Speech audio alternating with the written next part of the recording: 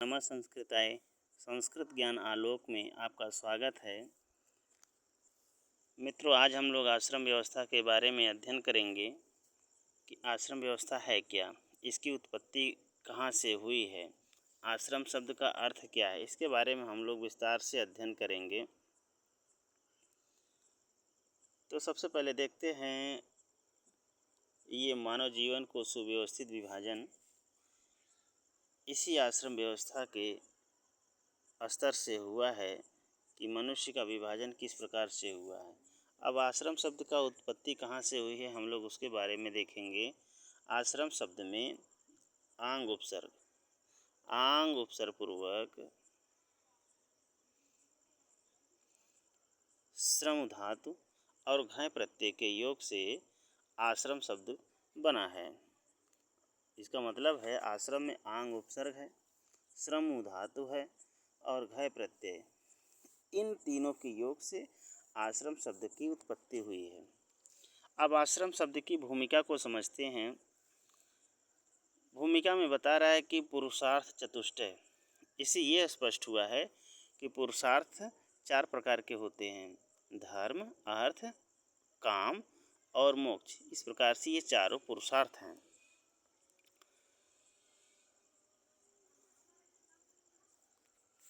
तो जीवन की समग्रता, जीवन का व्यवस्थित रूप एवं आध्यात्म का बढ़ावा इसी आश्रम व्यवस्था से ही इसकी स्थापना हुई है।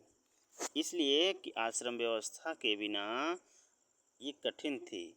इसका मतलब है जीवन का व्यवस्थित रूप, आध्यात्म को बढ़ावा आश्रम व्यवस्था के बिना ये अधूरा था, ये कठिन था।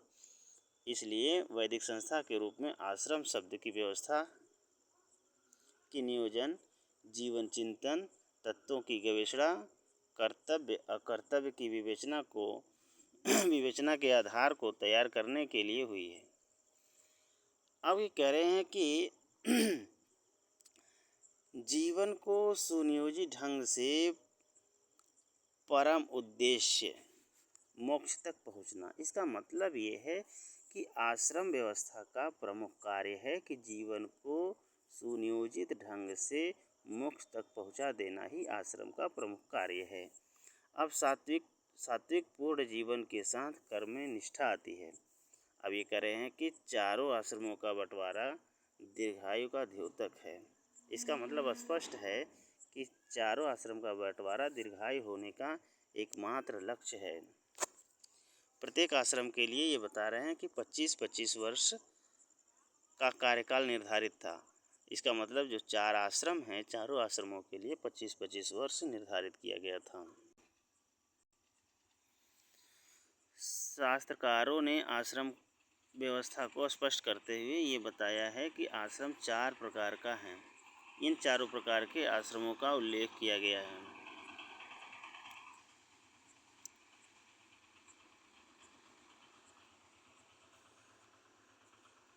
अभी कह रहे हैं कि सबसे पहला आश्रम जो होता है, पहला आश्रम आपका ब्रह्मचर्य आश्रम।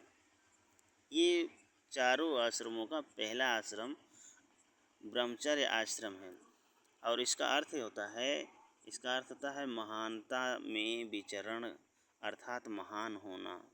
ब्रह्मचर्य का शाब्दिक अर्थ होता है महानता में विचरण और इस शब्द का व्यवहारिक अर्थ होता है उपस्थ संयम, अर्थात वीर्य की रक्षा करना।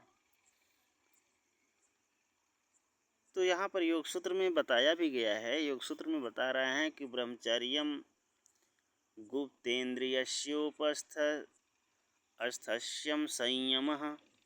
इसका मतलब है ब्रह्मचर्य का शाब्दिक अर्थ होता है अपने गुप्त इंद्रियों में स्थित उस वीर्य की रक्षा करना, अर्थात अपने आप को संयमित रखना। ये ब्रह्मचर्य का शाब्दिक अर्थ होता है।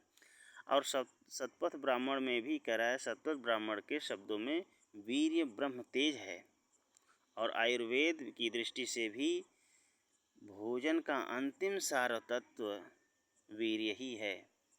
इसका मतलब भोजन ग्रहण करने का जो अंतिम सार तत्व बचता है वो वीर्य के रूप में ही प्राप्त होता है। अब आगे हम लोग देखते हैं आगे क्या कह रहे हैं कि आधुनिक वैज्ञानिकों के मत में 60 गुने खून के बराबर वीर्य होता है। इसका मतलब 60 गुने खून के बराबर वीर्य प्राप्त होता है। और ये आश्रम वेद का अध्ययन का समय है, वेद अध्ययन काल है। इसका मतलब इस समय में वेद का अध्ययन का समय माना जाता है। उपनयन संस्कार के माध्यम से ब्रह्मचर्य आश्रम प्रारंभ हो जाता है। अब ब्रह्मचर्य के कर्तव्य क्या हैं? ब्रह्मचर्य के कर्तव्य क्या हैं?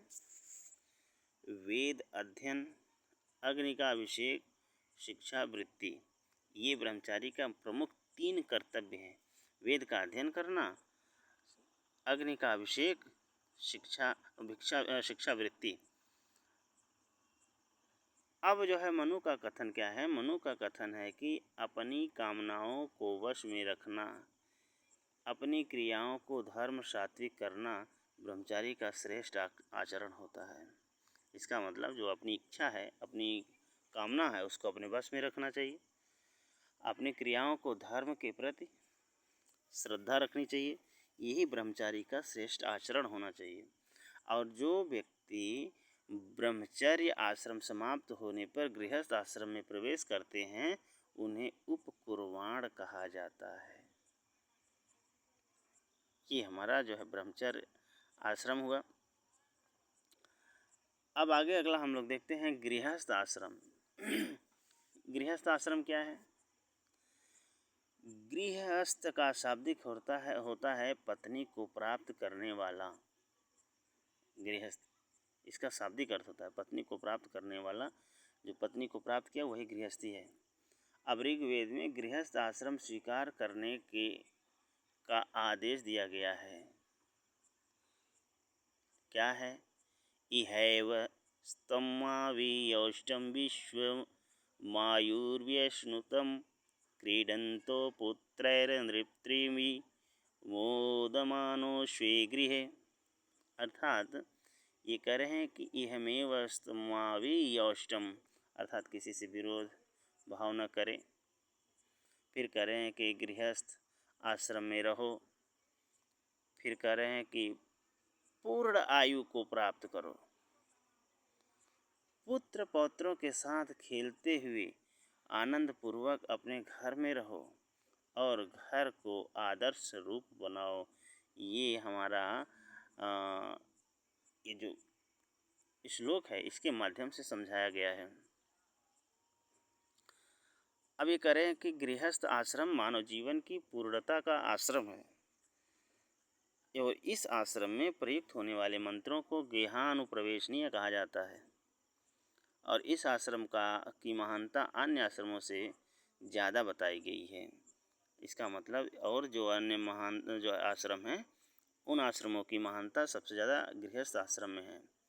कि विवाह गृहस्थ आश्रम के अंतर्गत वेद प्रथम संस्कार है। फिर करें कि गृहस्थ आश्रम का त्याग कर संन्यास आश्रम में अनुगमन निंदित है।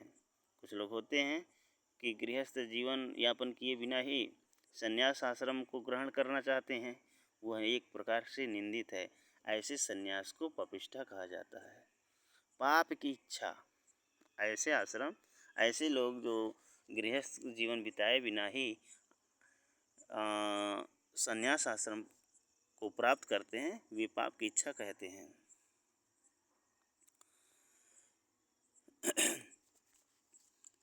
फिर जो है गृहस्थों के लिए मनु ने 10 धर्मों को बताया है। 10 धर्म क्या है?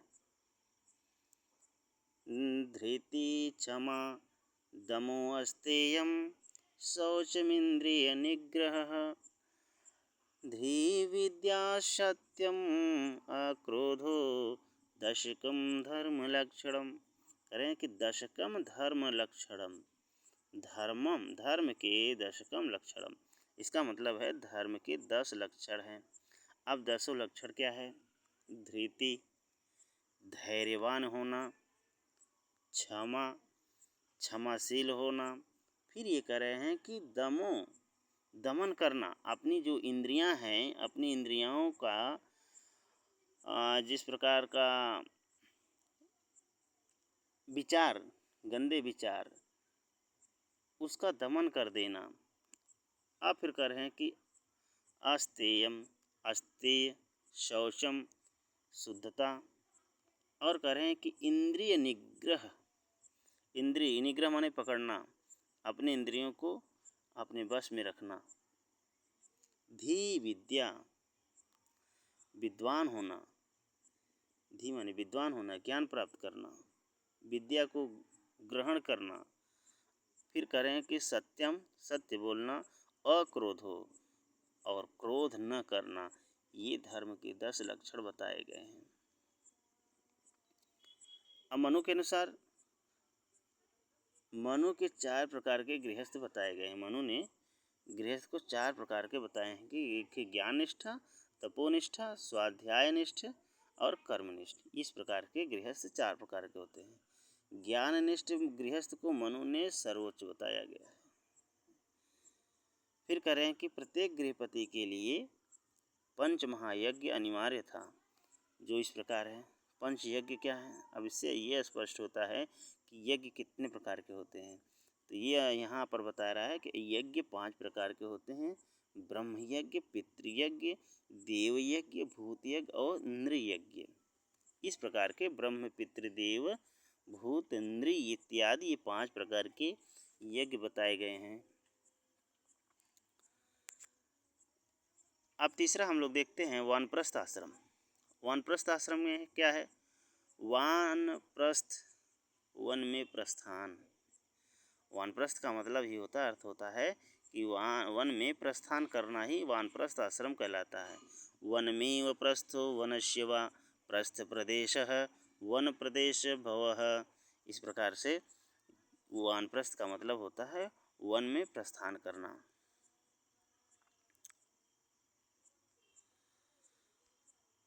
अर्थात पूर्व की स्थितियों को त्याग कर वन की ओर को चले जाना, यही वानप्रस्थ है।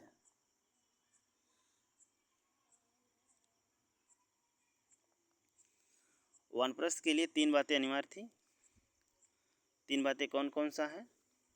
वृद्धावस्था के आगमन के उपरांत वन को प्रस्थान कर लेना चाहिए। सांसारिक, दूसरा क्या है?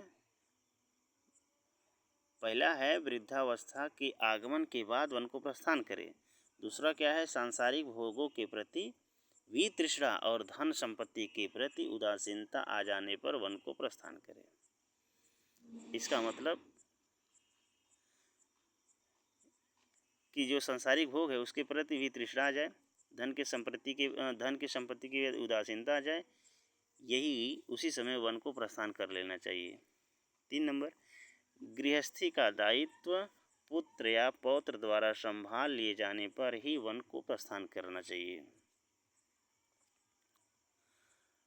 अब उसके बाद ये कह रहा है कि महाभारत में उल्लेख है कि इस गृहस्थ आश्रम के बाद तीसरा उससे श्रेष्ठ आश्रम वानप्रस्थ है। दिन के 6ठा भाग अर्थात तीसरे पहर में एक बार अन्न को ग्रहण करना चाहिए। ये वानप्रस्थ का विशेषता है। दिन के 6ठे भाग अर्थात तीसरे पहर में एक बार भोजन ग्रहण करने। वानप्रस्थी वैखानस या परिव्राजक भी कहलाए जाते हैं।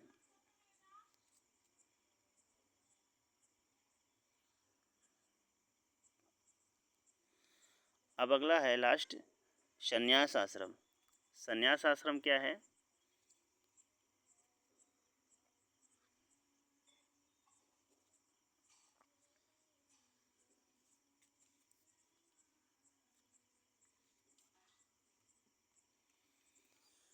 वानप्रस्थ के बाद चौथा एवं अंतिम आश्रम संन्यास था। मनुस्मृति के बाद वनेषु विहत्येव तृतीयं भागमायुषः चतुर्थमायुषो भाग त्यक्त्वा संगान परिव्रजेत। अर्थात अपनी आयु के तीसरा भाग को वन में अर्थात वानप्रस्थ में व्यतीत करने के बाद सन्यासी बनना चाहिए। अर्थात अपने समय का चौथा भाग जो होता है वो सन्यास के रूप में व्यतीत करना चाहिए।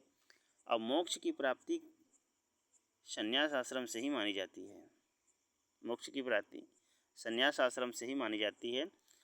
शूद्र संन्यास आश्रम में प्रवेश नहीं ले सकते थे, क्योंकि उनके लिए मात्र गृहस्थ आश्रम ही विहित था। विदुर अपवाद मात्र माने गए हैं।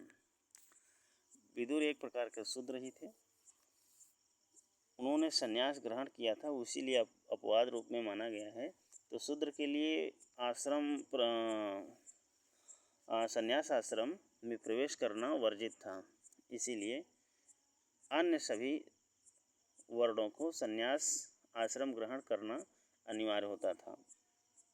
इस प्रकार से हम लोगों ने आश्रम व्यवस्था के बारे में चारों आश्रमों को अलग अलग करके विस्तार से इसका अध्ययन किए।